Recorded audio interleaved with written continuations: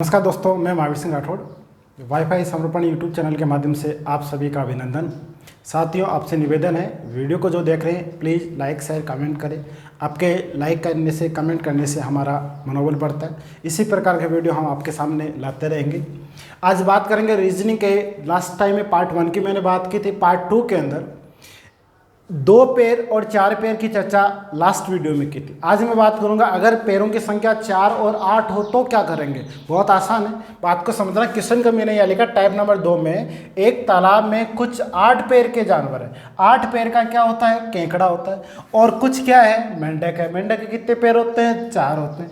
यदि उनके सिर गिनते हैं तो 30 होते हैं और पैर गिनते हैं तो 100 होते हैं। तो बताओ केकड़ों की संख्या कितनी होगी? बहुत आसान क्वेश्चन है, तरीका वही रहेगा।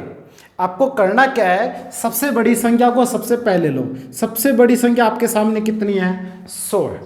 अब देखो 8 पैर का और 4 पैर का बीच का जो अंतर है वो कितना आया? 4। इसलिए डिवाइड हमेशा उस संख्या से करना होता है जो दोनों जानवरों के पैरों का अंतर होता है। 100 का 1/4 कितना होता है? 25। अब 25 में से बाकी संख्या को घटा दो। बाकी संख्या आपके पास कितनी थी? 23। ठीक है ना? तो दोनों का डिफरेंस करेंगे तो बड़ी संख्या कितनी आ गई? 5। अब यहाँ पर 5 किसकी संख्या आएगी? 5 यहाँ पर केकड़ों की संख्या आएगी। मोस्टली हमेशा जिसकी बड़ी संख्या का पूछा जाता है वो बड़ी संख्या का आंसर कितना हो जाएगा? 5। यानी केकड़ों की संख्या कितनी है? 5। इसी क्वेश्चन को मैं क्वेश्चन नंबर 2 बढ़ा देता हूँ। बाकी कोई बदलाव नहीं, इसी में केवल और संख्या मान बदलेगा। सिरों की संख्या और 8 पैर का 8 पैर रहेगा और यहाँ पे सिरों की संख्या बदल जाएगी। ये कितना है? 8 पैर। ठीक है। अब आपकी बार क्या करना है कि एक तालाब में 8 पैर के केकड़े, ठीक है, और कुछ मेंढक है। मेंढक 4 पैर का होता है, केकड़ा 8 पैर का होता है। अगर यहाँ पर सिरों की संख्या देखी जाए तो कितनी होती है? 20। और पैरों की संख्या देखी जाए तो कितनी होती है? 100। आपको ये बताना है कि केकड़ों की संख्या कितनी है, या पूछा जा सकता है आपके पास मेंढक की संख्या कितनी है। पहले केकड़ों की संख्या ज्ञात कर लेता हूँ। सबसे बड़ी संख्या को आप सबसे पहले ले लो। बड़ी संख्या कितनी है? 100। अब की बार भाग किसका देना? 4। क्यों दिया? क्योंकि 8 पैर का जानवर और 4 पैर का जानवर बीच का अंतर कितना? 4। कितना बच गया? 25। अब आपको जो संख्या दे रखी है दूसरी, उस संख्या को घटा दो। पीछे कितना बच गया? 5। ये 5 क्या रहेगा? केकड़ा। यानी आंसर का निकालने का तरीका बार बार वही रहेगा। बड़ी संख्या को लेना है, दोनों जानवरों के पैरों का बीच का आधा कर दो। आधा करने के बाद में बचा संख्या को घटा दो। घटाने के बाद में जो हमारा फिगर आता है वो हमेशा ज़्यादा जानवर वाला है और ज़्यादा पैर किसके? केकड़े के, इसलिए 5 केकड़ा। बाय द वे आपसे ये भी पूछ लिया जाता है कि बताओ उसमें मेंढक की संख्या कितनी है। अब आपके पास टोटल 20 है, 20 में से 5 केकड़ा, तो पीछे कितना बच गया? 5। ये 5 सॉरी पीछे कितना बच गया? 15। ये 15 क्या है हमारे पास? मेंढक। इस क्रॉस चेक करने के लिए आपको तरीका मैंने बता रखा है। आप देखो 5 × 8 कितना हो गया? 40। 15 × 4 कितना हो गया? 60। टोटल पैरों की संख्या कितनी होगी? 100। टोटल सिरों की संख्या कितनी होगी? 20। यही तो मैं बार बार कह रहा हूँ कि सिरों की संख्या 20 सही है, पैरों की संख्या 100 सही आया। तो बड़ी संख्या को लेना है, दोनों जानवरों के पैरों का डिवाइड करना है और डिवाइड करने के बाद में आपको क्या करना है? बची हुई संख्या को घटा देना, आपका आंसर हो जाए। ये आपका टाइप नंबर 3। अब देखो टाइप नंबर 1 और 2 दोनों को मिलाकर मैं एक बहुत अच्छा सा क्वेश्चन बना रहा हूँ। उस क्वेश्चन को आप ध्यानपूर्वक समझते जाना। बोर्ड पे क्वेश्चन को लिख रहा हूँ, उसको ध्यान देना। ठीक है। अब देखो मैं बहुत ही अच्छा क्वेश्चन लेके आया हूँ आपके सामने। क्वेश्चन बहुत मज़ेदार है। इसमें समझना आपको क्या बोला है, एक मैदान में जितने घोड़े हैं उतने ही आदमी हैं। अब आधे आदमी घोड़े की पीठ पे बैठ गए। अब सभी चलते हुए कुल पैरों के निशान 80 बनते हैं। तो बताओ कितने आदमी कितने घोड़े। क्वेश्चन को देखा जाए तो इसमें हमें आंसर निकालने का कोई तरीका दिया ही नहीं है, फिर भी हम आंसर निकालेंगे। ठीक है।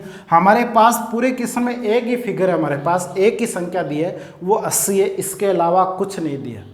देखा जाए तो क्वेश्चन हार्ड है, देखा जाए तो क्वेश्चन बहुत आसान भी है।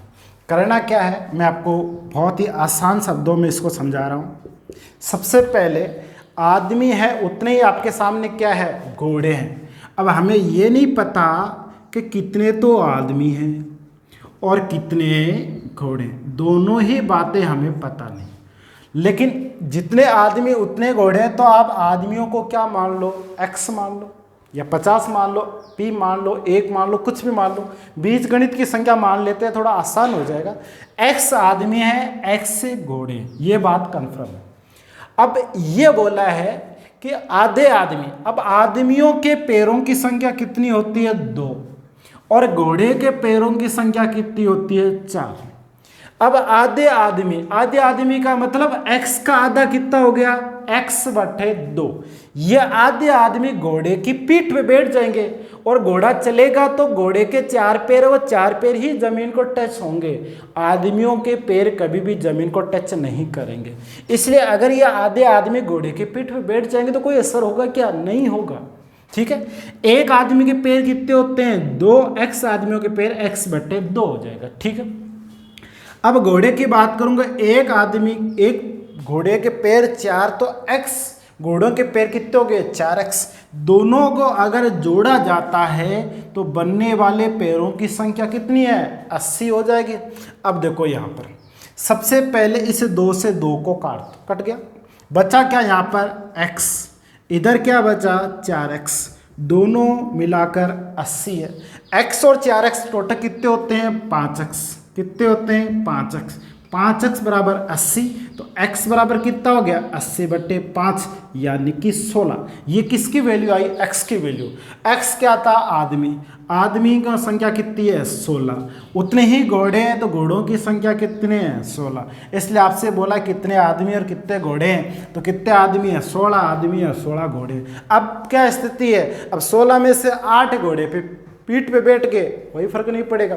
बोर्ड पे ध्यान देना, मैं यहाँ लिख देता हूँ कि 16 × 2। 16 × 2 क्यों किया, एक आदमी के 2 पैर है तो 16 आदमियों के पैर कितने हो जाएंगे, 32।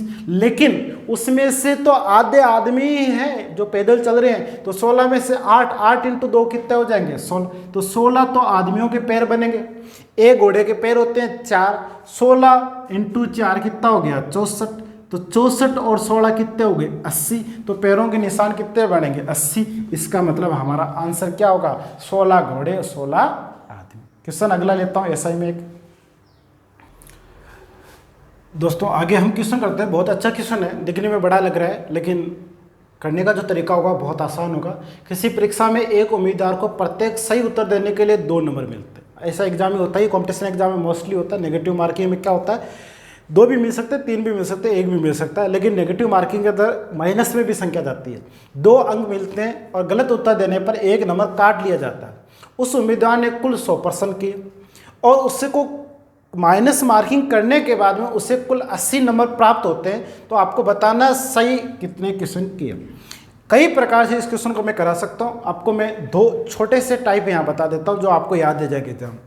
पहला तरीका तो आपको यह याद रखना है कि मान लो उसके सही क्वेश्चन और गलत क्वेश्चन दोनों को, एक को x मान लेते हैं, दूसरे को क्या मान लेते हैं, y मान लेते हैं। x और y दोनों को मिलाकर कुल क्वेश्चनों की संख्या कितनी है, 100।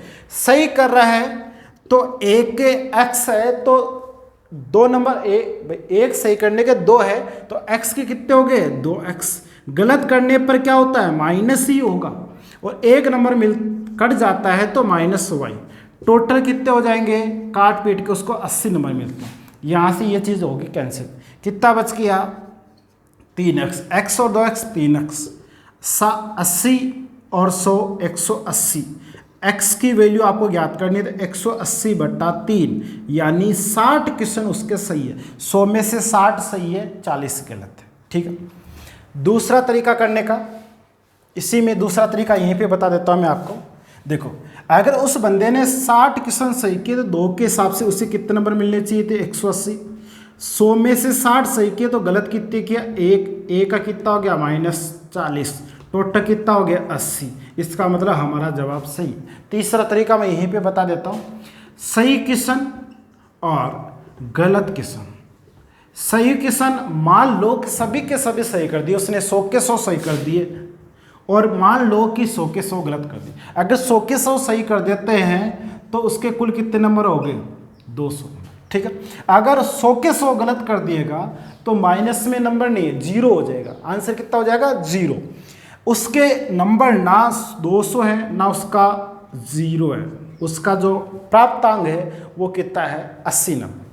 0 में से 80 गया तो क्या बचेगा? 80, और 200 में से 80 गया तो कितना बचा? 120। ठीक है, इसका आधा करना है। आधा क्यों किया आपको भी यह पता ही है। कितने नंबर पर आप तो 2। 80 का आधा कितना होता है? 40, और 60 120 का आधा कितना होता है? 60। तो उसके गलत किस्म कितने हैं? 40, और सही किस्म कितने हैं उसके? 60। किसी भी तरीके से कर सकते हैं।